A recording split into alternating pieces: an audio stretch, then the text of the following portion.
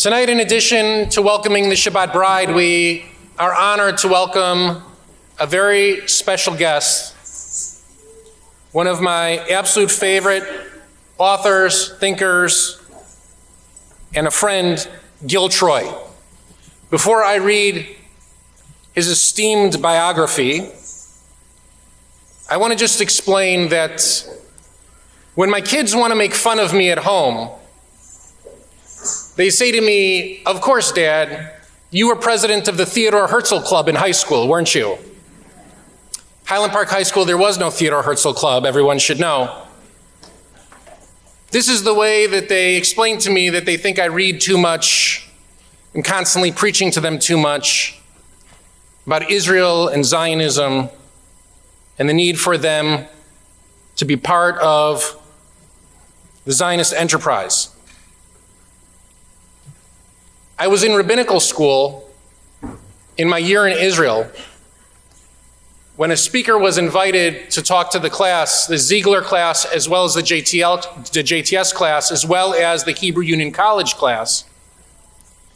We all met at the HUC building, and Gil Troy gave a talk to us about why all of us should be Zionists. And I, with all of my chutzpah, sat there the entire talk thinking to myself, we should be friends. He would have been in the club with me. And so I had the chutzpah to walk up to him afterwards, to email afterwards, and to ask him if we could have a cup of coffee. And he had the decency and the menschlichkeit to answer an email from a student who had just attended his lecture and say, of course. And that's what you need to know about Gil Troy. In addition to the brilliance and the articulate writing, he's also a mensch of the highest order. A distinguished scholar in North American history at McGill University, currently living in Jerusalem, Gil Troy is an award-winning American presidential historian and a leading Zionist activist. He is most recently the editor of the new 3-volume set, Theodore Herzl, Zionist Writings, the inaugural publication of the Library of the Jewish People. 2 years ago, he and Natan Sharansky co-authored Never Alone, Prison, Politics, and My People. This memoir festo, or manifestoir as they call it, was published by Public Affairs of Hatchet. This summer, an updated paperback edition will appear, as well as a Hebrew translation. In the foreword to Troy's best-selling instant classic, The Zionist Ideas, Visions for the Jewish Homeland, Then, Now, Tomorrow, Natan Sharansky writes, "This magnificent work is the perfect follow-up to Arthur Hertzberg's classic, The Zionist Idea. Combining, like Hertzberg, a scholar's eye and an activist's ear, Gil Troy demonstrates that we now live in a world of Zionist ideas with many different ways to help Israel flourish as a democratic Jewish state. Recently designated in Algemeiner J100, one of the top 100 people positively influencing Jewish life, Troy wrote The Age of Clinton, America in the 1990s, and 10 other books on the American presidency. One leading historian called Age of Clinton the best book on the man in his times.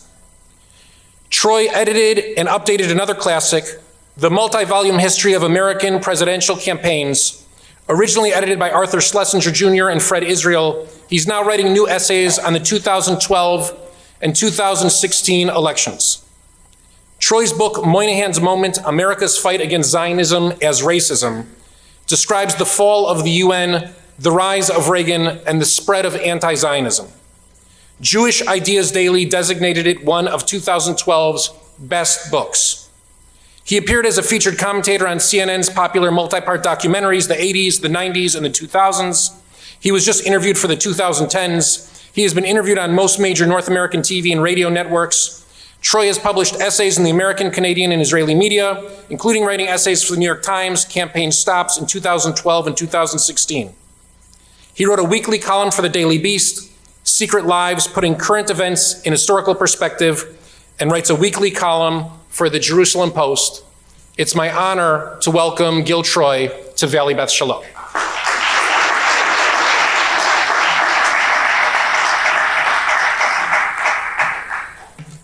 Thank you, Rabbi. Shabbat Shalom. After that kind of introduction, you're bound to be disappointed, but that's on him, not on me. As you can guess from my accent, and I'm guessing like some of you in this august audience, I'm a recovering New Yorker. And the conservative movement that I grew up in New York, could be a little heavy-handed.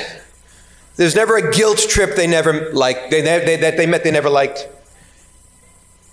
And I can imagine that 30, 40 years ago growing up, if we were living in this moment, the rabbi would say, how dare you have so much joy in this sanctuary when there's so much pain in Israel? And I'm here to say, how can we not have joy at this moment?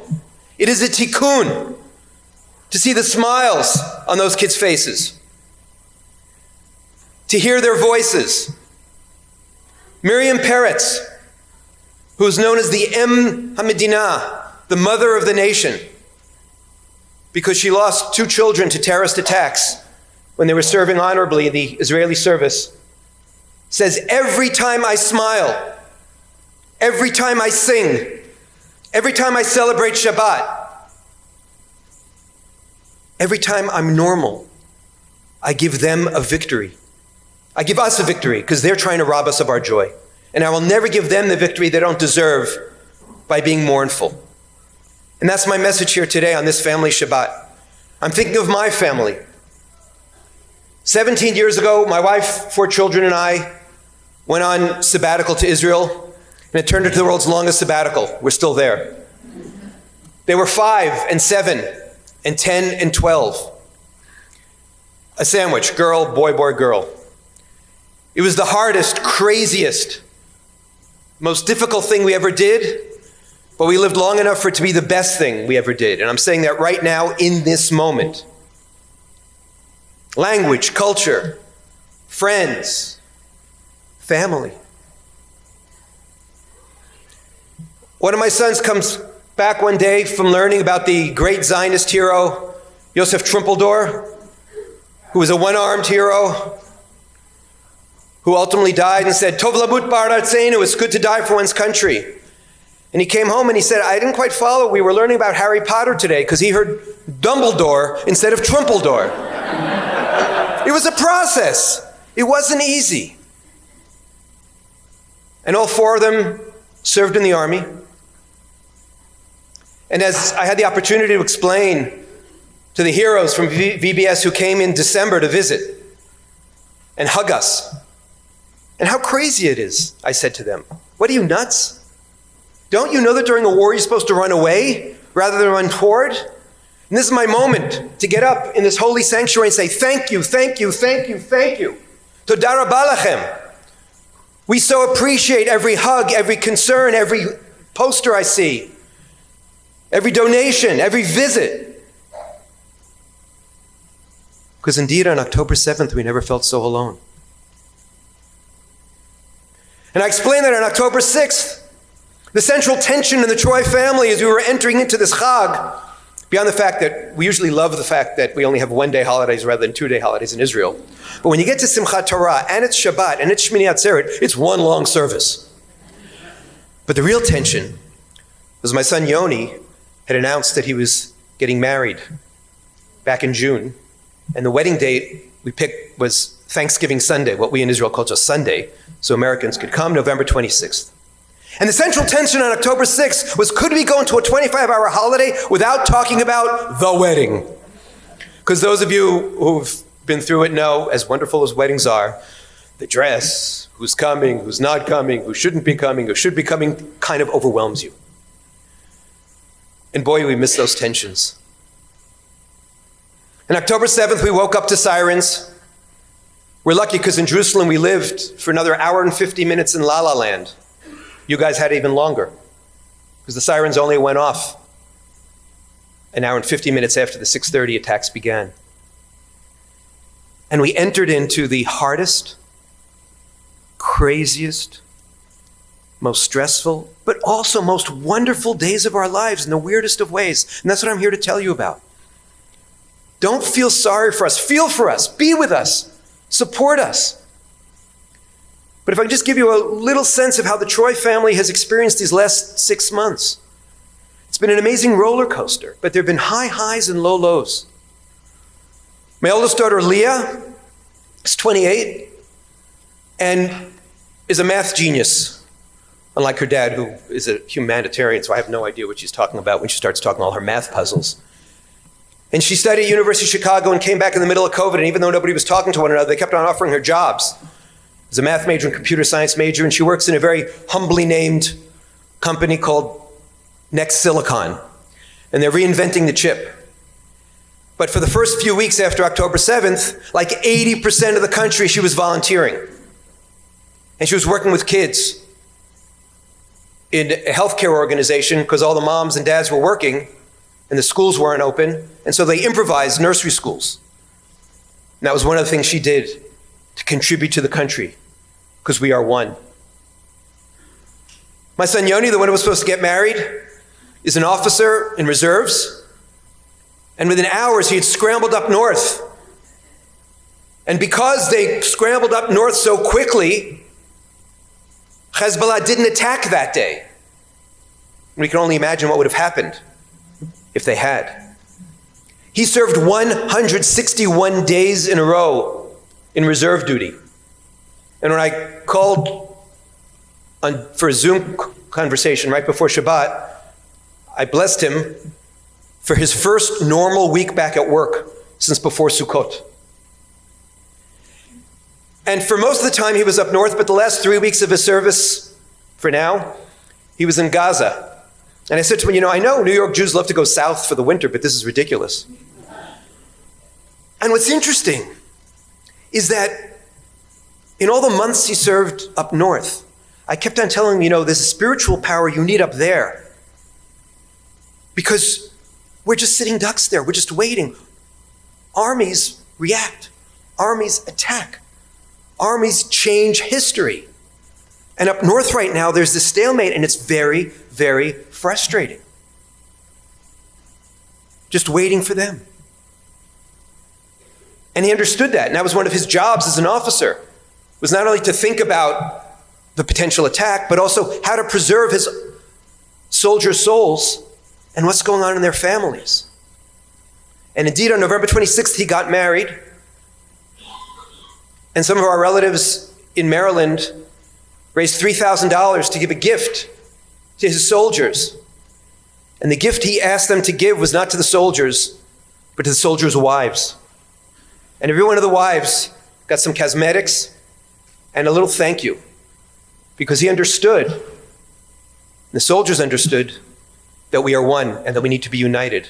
And that the spiritual power not only the soldiers need up north, but that the wives and sometimes the husbands, because we have women fighting too, and the children is extraordinary. And the truth is, we didn't know if the wedding was going to be pulled off or if there were going to be limits. Weddings tend to run big in Israel. There was 1 week there were only 50 people allowed to gather in any one place. Our third son, Aviv, was in Colombo, Sri Lanka, at a Chabad house, praying because he had finished his service as a commando in Duvdevan 6 weeks earlier. As they say, cut his choger, cut his dog tag. And he was on what they call the Hummus Trail around Asia. And we love our Chabad brothers, but sometimes their prayer service can be a little long and laborious, and this one was, and it was driving him crazy. And a woman came running in and said in Hebrew, Yerushalayim bo'eret, Jerusalem is burning, Israel has fallen. And he ran back to his hotel, and he turned on his WhatsApp. And he followed the Duvdevan, the Commando alumni WhatsApp group, which usually is just passing on job tips for security jobs and whatever.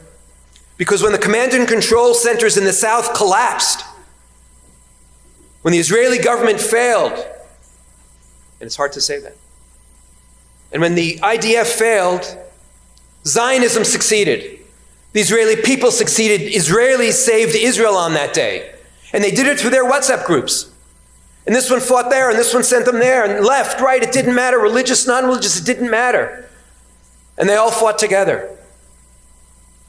When I picked him up, because he flew home, and within 2 days, He'd gotten the last 2 tickets from Dubai to land. And I said, where's your friend Nisim? Oh, he was in Thailand, he's flying back. Where's your friend Oren? Oren was in Auckland, New Zealand, flew to Tahiti, came to Los Angeles, stayed overnight at Jerry Friedman's house, some of you may know from Shalhevet, came to Israel, and then went straight to the reserves. 200,000 Israelis came from all over the world and came back home to serve. And by the way, when I saw Oren the next day, I said, Oren, didn't you take geography in high school? But he had to get home, and he moved heaven and earth. And that's who we are as a people. You moved heaven and earth because you had that peoplehood moment, that sense of, oh my goodness, what am I going to do? And then you turned it into a Zionist movement. You stood up and you protected us and you helped us because we are one. And when I picked Aviv up after his first week, he said, Abba, I just want you to know I'm not going to go to school for the next 2 years, which, most Jewish parents don't want to hear. He said, first we have to finish this war and we have to win. We understand there has to be moral clarity here. And I had said to him when he went off to war, I want you to know the moral clarity. As an American historian, I'm telling you this. They started. Everything that happened since October 7th is on them. Your job is to protect yourself, your comrades, and your homeland and Western civilization, because make no mistake about it, friends, this is a red line. This is a fight for Western civilization, for liberal values. And he said, Abba, first we have to win this war. Then I want to finish my trip. But we also want to rebuild the South. And then we'll get to studying. And my youngest daughter, Dina, 21 years old, is in Shemona Matayim 8200, one of the intelligence units. So she has the great gift of a young girl who can tell her dad, I can't tell you what I'm doing.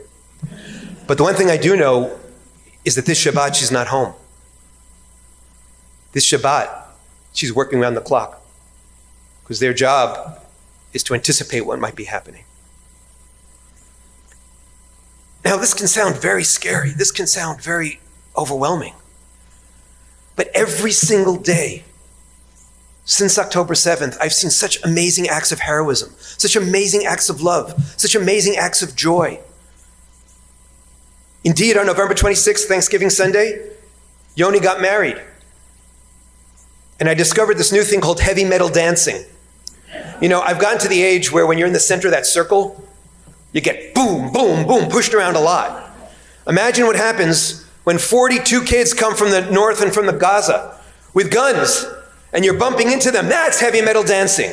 But let me tell you something, my friends. We had such joy at that wedding because we weren't going to let them rob us of our joy. We learned from Miriam Peretz, Am Yisrael Chai. We understand. We understand what it is to lose, but we also understand what it is to grow. And I said to Tali and Yoni, when they got married, this is not the way to start a wedding and a marriage. Because when you're in reserves, what happens? It's not going to be egalitarian. It's not going to be equal. Yoni comes home and she has to do the laundry and she has to prepare the food and he has to sleep. And we did the Sheva Brachot, the traditional 7 days of Birkat Hamazon, of celebrations for the 7 blessings. And I said, when you get out of reserves, we're going to do an 8th blessing. And 2 weeks ago, when he finally got out, on a Saturday night, we had this amazing celebration. Because we keep on looking for excuses. Sibala misiba. A reason to party, a reason to celebrate life, a reason to defeat the haters. And he got up and he gave an amazing toast. He said, in Israel, you not only have your parents as role models, and I think it's true about the Jewish community, and I'm seeing it right here in this amazing holy space. You have so many other role models, so many other adults in your lives who you can learn from. And it starts with a wedding, because the wedding is big and public, and you're blessed not just to have a holy union, but lakim bayit b'Yisrael, to build a house in Israel. And you know that 2 weeks ago, the World Happiness Index showed that unfortunately the United States fell off the top 20 and Israel's still number 5. It is because we are a nation of us. We are a nation of together. We are a nation of roots. We are a people who are never alone. And sometimes we feel like they never leave us alone. But we'll talk about that in group therapy afterwards. And just to finish, Aviv finished his service too.